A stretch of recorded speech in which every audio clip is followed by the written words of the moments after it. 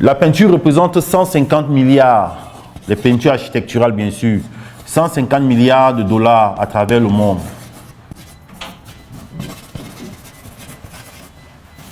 « 150 milliards de dollars à travers la planète. C'est énorme. Le plus gros consommateur, c'est l'Asie.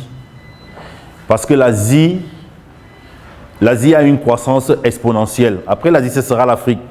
Mais dans l'ordre, c'est l'Asie, l'Europe et l'Amérique. Ensuite vient l'Afrique. Qu'en est-il du Cameroun? 80 milliards de francs CFA.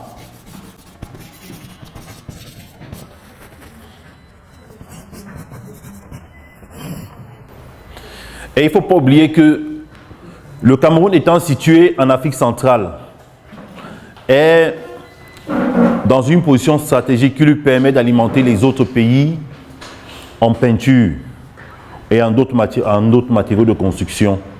D'où ce chiffre. Les 80 milliards de francs CFA ne sont pas seulement notre consommation personnelle, mais ceux des voisins également. Parce que si vous avez eu l'occasion d'aller dans un pays comme le Tchad ou la Centrafrique, vous verrez qu'il y a beaucoup de marques de peinture originaires du Cameroun dans ces pays. Quand vous y allez, vous allez remarquer que vous avez des peintures qui viennent du Cameroun. Pratiquement toutes les marques sont représentées, sauf peut-être certaines qui sont assez élevées. Mais la majorité de ces pays consomment des produits made in Cameroun. Donc, c'est ce qui explique ce chiffre aussi. Ensuite, nous avons parlé des sociétés ou des entreprises qui se taillent la plus belle part du marché. On a vu que malheureusement, c'était des entreprises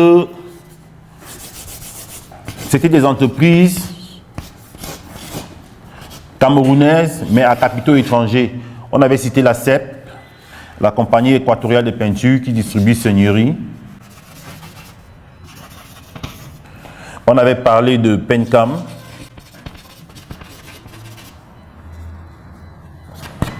On avait parlé de Inoda. En fait, ils sont les leaders du marché.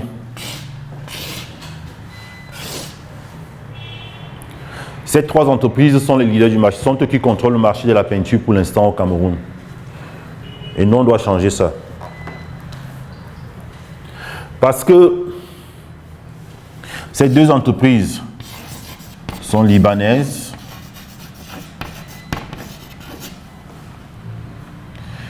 La CEP, c'est une filiale du groupe Total.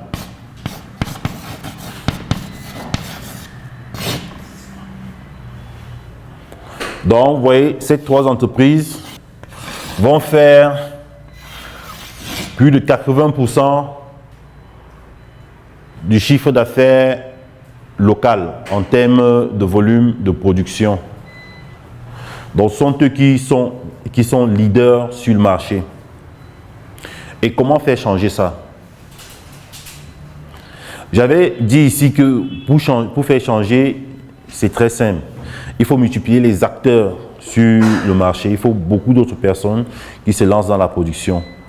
La multiplication des acteurs va entraîner un effet de boule de neige. Quand je parle d'effet de boule de neige, je parle des autres services ou des autres fournitures qui sont connectées à la production de peinture. On a vu ici que les charges, par exemple, qui sont utilisées pour fabriquer les peintures. J'ai parlé du carbonate de calcium, dont on a ici chez nous des gros gisements.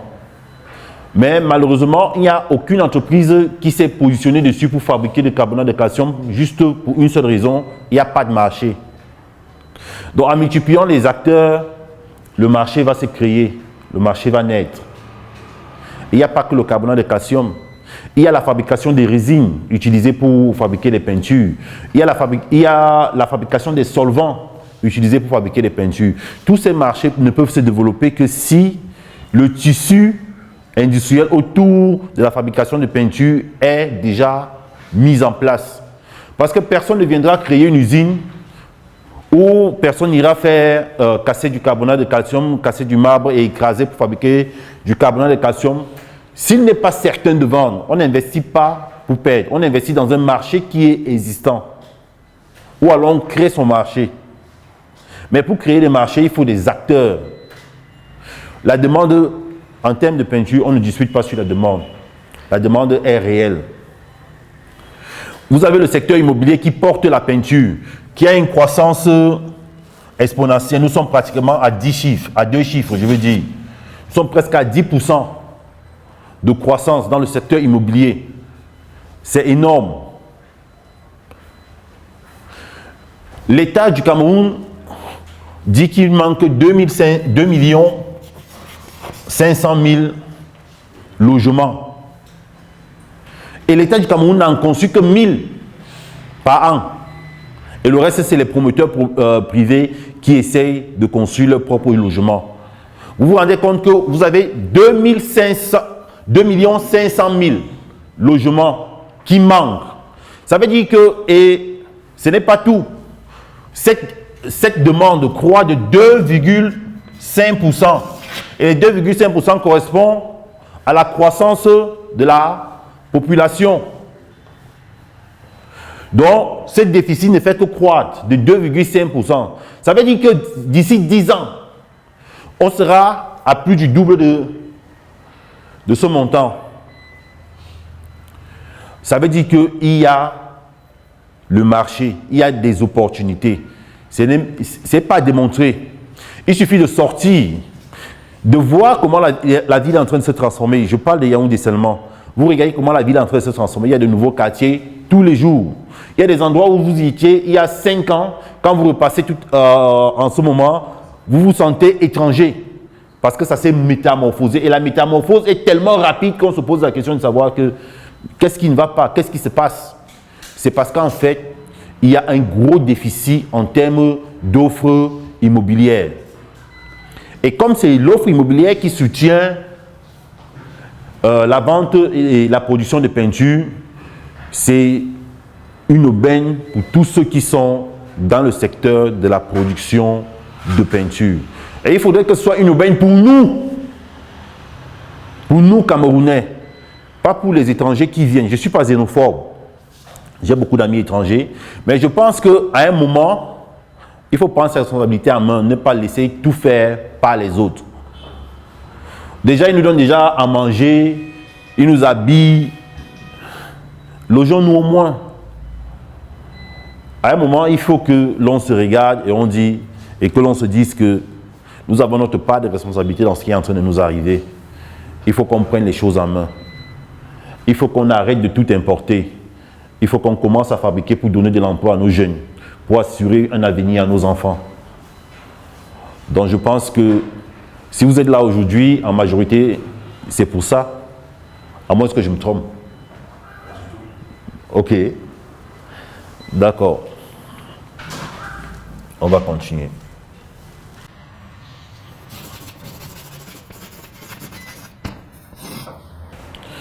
Le marché de la peinture est, je vais dire comment, il est divisé en plusieurs segments.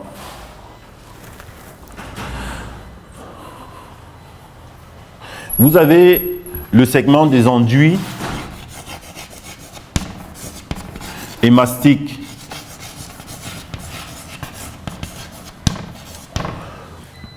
Les enduits et les mastiques, vous savez ce que c'est que les enduits? Les enduits et les mastiques, ce sont des produits qu'on va utiliser pour la préparation des fonds, des supports. Vous regardez ce mur par exemple, il est tout lisse. Vous n'avez pas d'aspérité, vous n'avez pas de grains de sable. C'est parce que le mur a été préalablement enduit.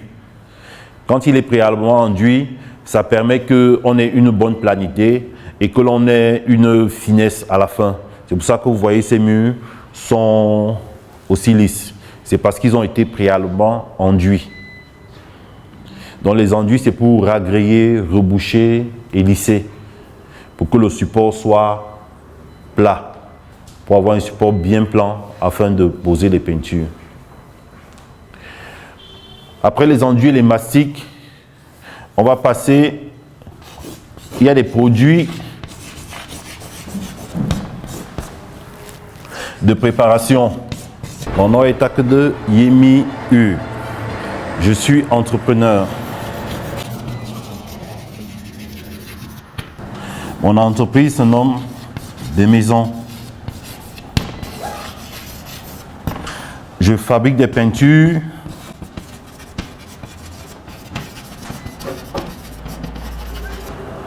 et je fais aussi de la prestation de service.